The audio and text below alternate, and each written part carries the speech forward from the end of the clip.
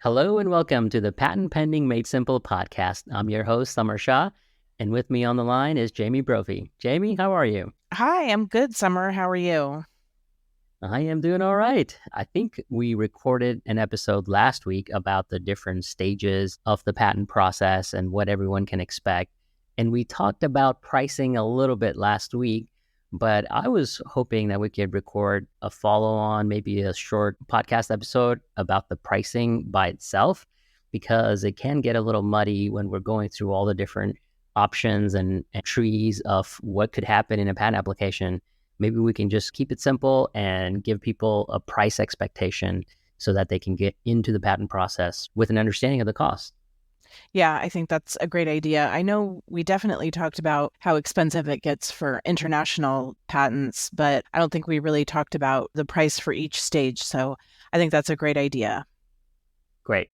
So I'll start this one off, and I would love to get your input on this. But if you're going to file a provisional application, I think you should budget between $3,000 to $5,000 usually, depending on the invention. For a non-provisional application, you typically want to budget $7,000 to $10,000, depending on the invention. And then if you get a rejection from the patent office, you should budget anywhere from $2,000 to $4,000 for responding to that rejection. And then if you get your patent allowed, there are some additional fees there. Jamie, how is that for a general kind of cost expectation or pricing expectation? Yeah, I think that sounds about right. And there's quite a range because it really depends on the complexity of the invention. It depends on how many different embodiments or permutations of the invention you have. So there is quite a range usually, but yeah, those prices sound reasonable to me.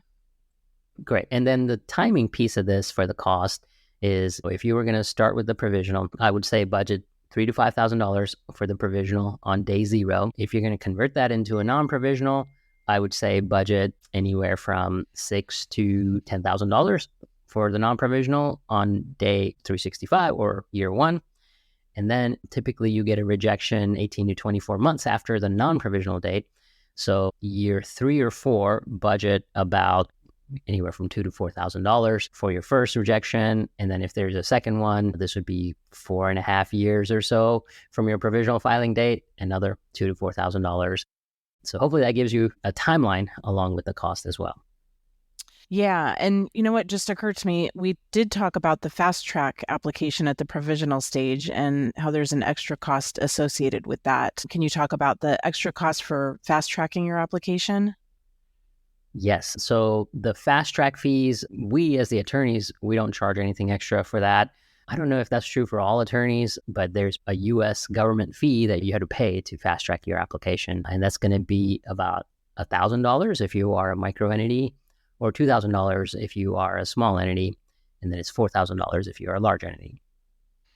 All right, Jamie, there's one additional thing that maybe we should talk about, which is the search process. Can you give everyone a cost expectation with the search process?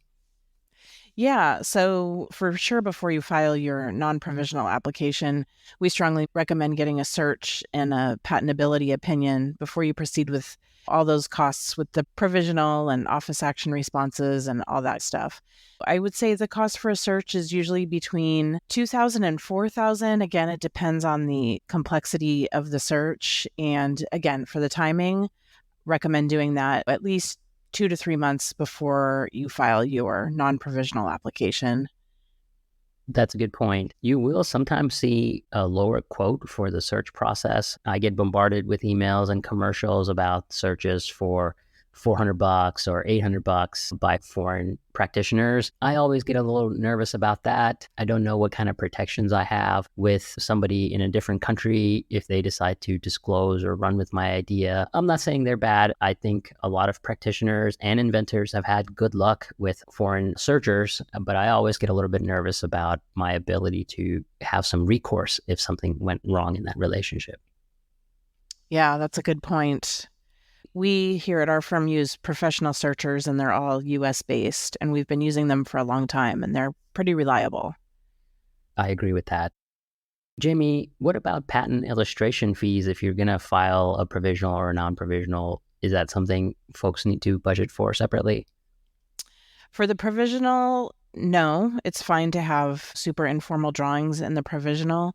For the non-provisional, yes, you typically need to have formal drawings prepared. And I would say that the preparation of the formal drawings is included in the price you quoted, Summer. But what do you think? Do you think they're normally charged separately for the formal drawings? Yeah, for us, they're all inclusive in our flat fees, but I would say majority of the practitioners I know will bill for the illustrations separately beyond the attorney's fees. Yeah, so the prices that we see for formal drawings, again, it depends on the complexity, it depends on the number of drawings, but I think they're usually around $100 to $200 per page of drawings is what I've seen. Is that what you've seen, Summer? That's exactly right. For US-based illustrators, you are looking at $100 a page to $200 a page on the high end. Foreign illustrators will do it for typically $20 to $40 a page. So there is quite a bit of difference there.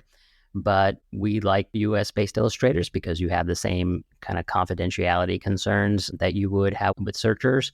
But if cost is really an issue, that's something to think about as well.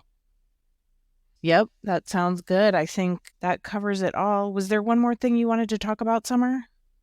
Yes, I get this question from prospective clients or folks who call into the office from time to time, and they say, why is the provisional costing so much? I saw on Google that some attorneys or practitioners could do it for $200 or $300.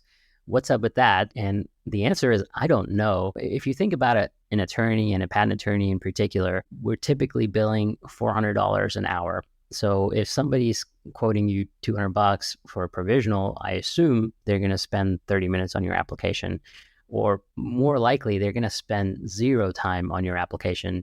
My guess is that those $200, $300 provisionals are you submit something to them and they'll just turn around and file it for you. I don't love those because it potentially leaves a lot of claim scope and potentially is dangerous to your patent process, as we have discussed in some of the other podcast episodes, Jamie. So I would think twice about those and make sure you're getting good value for money. We also have a kind of a shameless plug here, but we have a software tool that is also called Patent Pending Made Simple that uses AI to help you draft a high quality provisional patent application. So if cost is really a concern, we encourage you to check out our software tool. If you're looking at some of these other ones that will do it for a few $100, I would try to understand what you're getting for those few $100.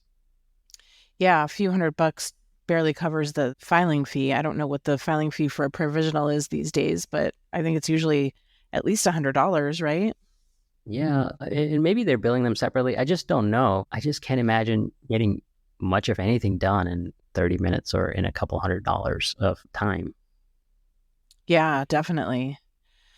All right, well, this was a shorter one, but I think we covered everything as far as pricing for the whole process of obtaining a patent. I can't think of anything else that we missed. Do you have anything else, Summer? No, I think this is good. We set out to have a conversation that's fairly short about pricing over the life cycle of a patent, and I think we accomplished that. If you guys want to learn more about international pricing expectations, I would check out our last episode on the patent process from start to finish. And then if you guys have any other questions, let us know one way or another, and we'll get back to you or try to address them in a future episode.